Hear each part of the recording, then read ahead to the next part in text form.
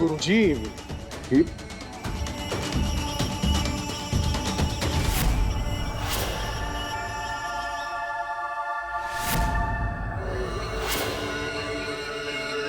तिमिरा मातेचा विजय असो. त्या मूर्तीला देवघरात ठेव माधवा. सगळ्या समस्या दूर होतील. आज्ञा गुरुजी. सावली सावली लाख्या सुराची सावली.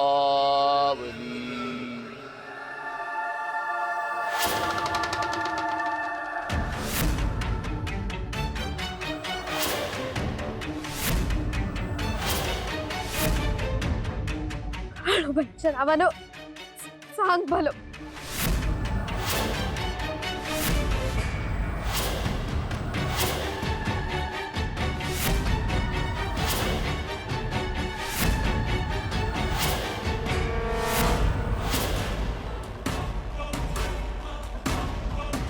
गेली पुढे सरकायच्या थांबल्या.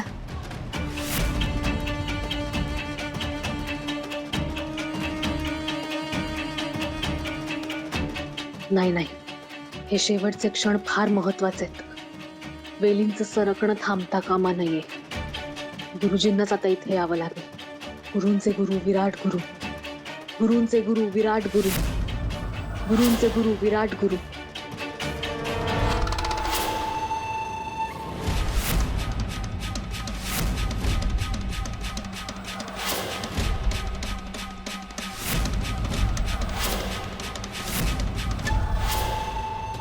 जीव जायची वेळ आली पण तिचं नाव घ्यायचं काय थांबत नाही.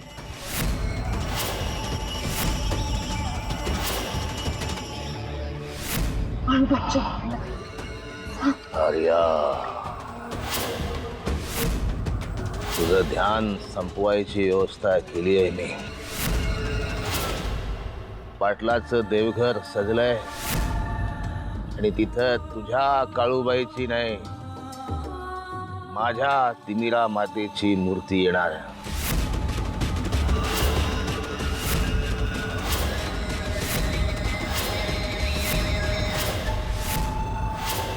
विचार कर आता. ध्यान चालू ठेवायचंय का मूर्तीची स्थापना रोखायची आहे? कर विचार. सिद्ध है मी, स्वयं सिद्ध.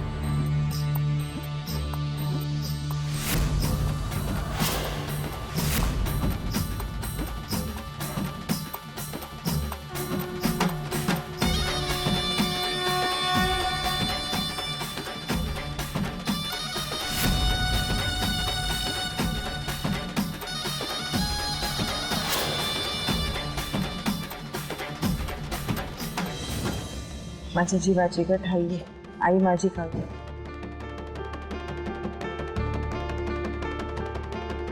या पाया पडा, आशीर्वाद घ्या.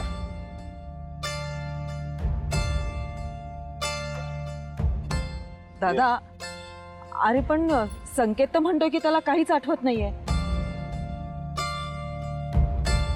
मग ह्या मुलीवर आपण विश्वास कसा ठेवायचा?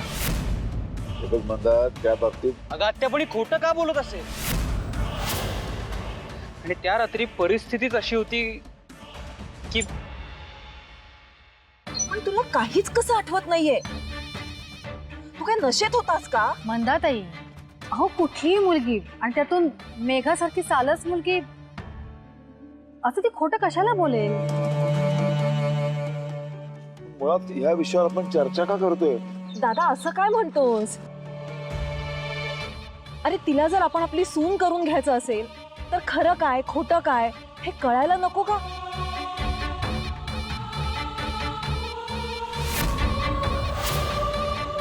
आता खरं काय आणि खोटं काय ते कळेल. अगं आत्या, देवीच्या मूर्तीवरती हात ठेव आणि तू खरं बोलतेस असं सांग.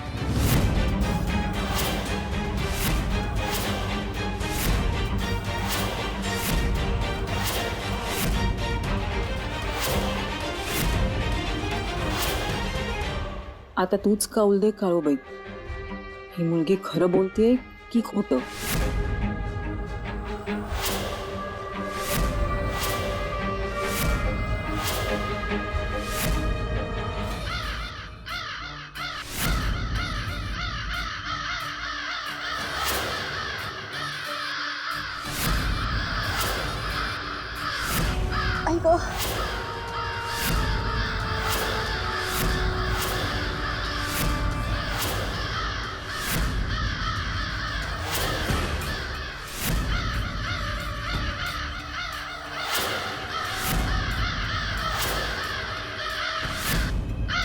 किती हा कर्कश आहे कावळ्यांचा आवाज. अरे एकदम कुठून आले हे सगळे?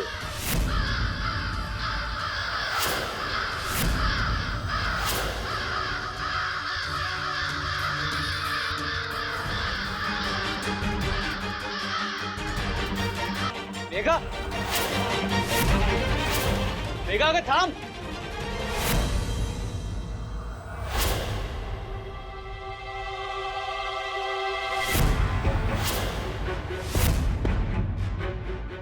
अगं बाई, हे काय? अगं ही राग कुठनं आली? आणि तू इथं कशाला आलीस? इथे तू चिराट येऊन राहायला होता ना? म्हणूनच तर इथे आले. विराटच्या काळ्या शक्तीच्या खुणा पुसून टाकण्यासाठी. ही राख त्याचीच आहे.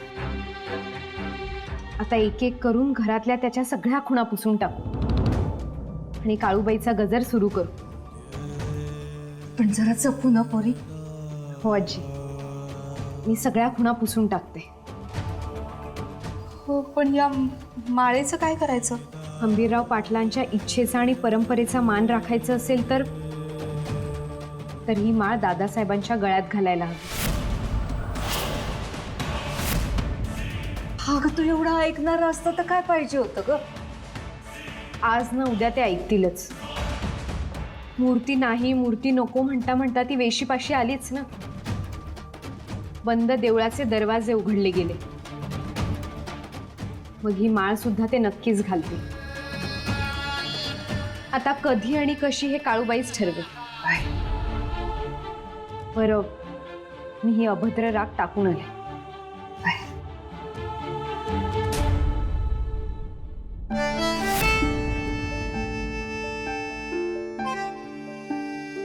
काळूबाईच्या नावानं चांग भलं.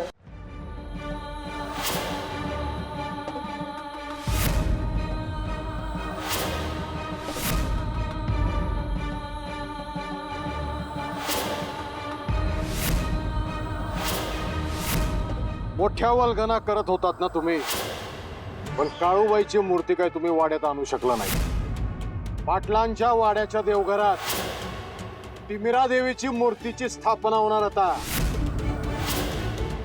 जीवात जीव असेपर्यंत या वास्तूत काळ्या शक्तीची स्थापना होऊ देणार नाही. असं माडवून दाखवाच तुम्ही.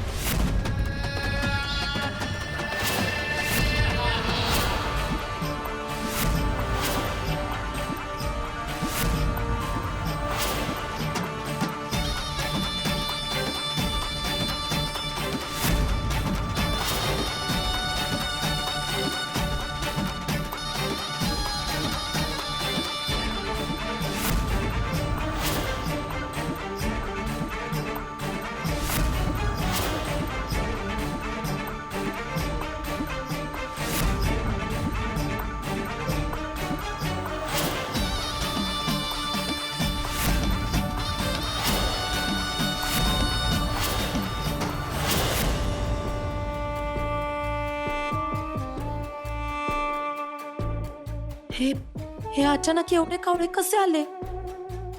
मला काहीतरी निरोप देत होते का? नाही नाही नाही नाही नाही, एकदा गुरुजींशी बोलावंच लागेल. ही अशी गडबड होता कामा नये. मला घेरलं असतं कावळ्यांनी तर आज माझं बिंक फुटलं असतं. नाही, मी आत्ताच गुरुजींकडे जाते.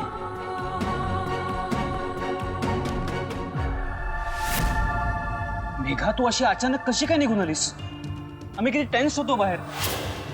मला वाटलं तुझ्या मनात पुन्हा एकदा जीवाचा काही बरं वाईट करायचा विचार आला का काय? बरोबर ओळखलंस तू संकेत. तोच विचार आलेला माझ्या डोक्यात. मी जाते. अगं मेघा, तू का अशी वागतेस? कुठे निघालीस तू? जाऊ देत मला संकेत. मला माझं ओझं नकोय तुमच्यावर. म्हणतात त्यांच्या मनात लई शंका आहेत माझ्याबद्दल. मला कोणीतरी जबरदस्तीने शंकेने स्वीकारलेलं नकोय.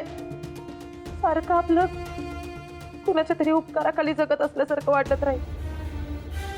त्यापेक्षा माझं जे व्हायचंय ते होऊ देत. तुमच्या सगळ्यांपासून एकदम लांब जायचं म्हणून खरं तर मी धावत तिकडून निघून आले, पण माझे पाय आपोआप या घराकडेच आले रे. संकेत, मला हे घर माझंच घर वाटायला लागलंय. पण नाही, माझ्या फुटक्या नशिबाचा त्रास मला तुम्हाला नाही द्यायचा. पण दात्यांना जर मी तर राहिलेलं आवडत नसेल तर मी जाते माझ्या मार्गाला. बहुतेक माझ्या नशिबात चांगलं घर, चांगली माणसं, त्यांचं प्रेम नाहीच आहे. माझ्यामुळे आपलं सारखं तुम्हाला सगळ्यांना. मेघा मेघा मेघा, तू काय बोलतेय सगळं हे? असं काही विचार करू नकोस. तू बघितलंस ना, आई बाबांनी किती आपलंसं करून स्वीकारलं तुला. काही बोलले का? काही ओरडले का? नाही ना. आणि मंदात त्याचा काय विचार करते सगळं? ती वागते अशी, तिचा स्वभाव आहे तो. पण म्हणून घाबरून नाही जायचं. तू काळूबाईच्या मूर्तीवरती हात ठेवून तिला विश्वासात घेतलंस ना की तिचा तुझ्यावरचा संशय पूर्णपणे निघून जाईल. हा, उलट ती खूप लाड करेल तुझे. मनात वेड्यासारखे विचार आणू नकोस. आणि तुला खरं सांगू, मी ना गिल्टमुळे तुझ्याशी लग्न करत नाहीये. तू मला खूप आधीपासूनच आवडायला लागली होतीस मेघा. मी तुला वचन देतो, तुला एकटीला कधीच सोडून जाणार नाही.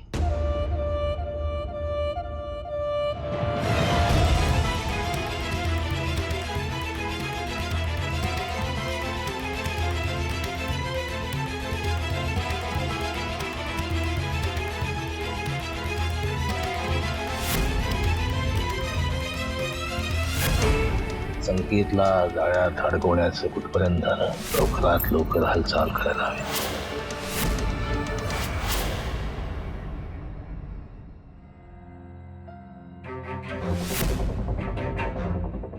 तुझा कौल मला कळलाय काळूबाई.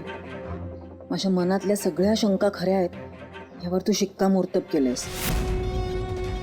आणि आता ही संकेतची बायको होणार, पुरोहितांची सून होणार. नाही, मी नाही घडू देणार हे. मेघा, ए मेघा. हा, ठीक आहे. हे काय, कशासाठी? अगं, आता तुला आम्ही सून मानले ना, तेव्हा या शकुनाच्या बांगड्या. मला एवढी सोन्यासारखी माणसं भेटली, मला आपलं म्हणणारं घर मिळालं, तुम्हाला कल्पना बी नाही. मला किती बरं वाटतंय. काळूबाईच्या भक्तीचं फळ मिळालंय तुला. जी काही तू सेवा केलीस ना तिची, त्याचे फळ आहे. मी आर्याला फोन करतो.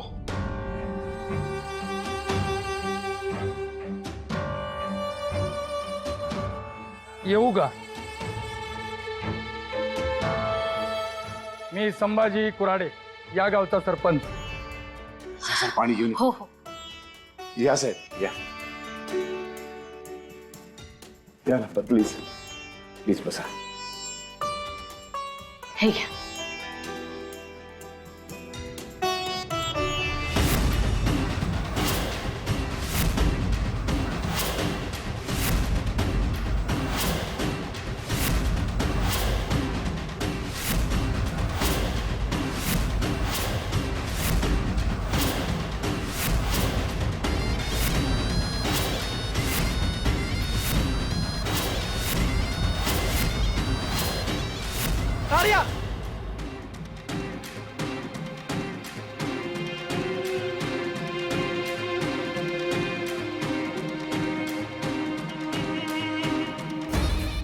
आर्या अमुक काय काय झालं? आजी अगं आर्याच्या गळ्याभोवती वेली आवळल्या जात आहेत.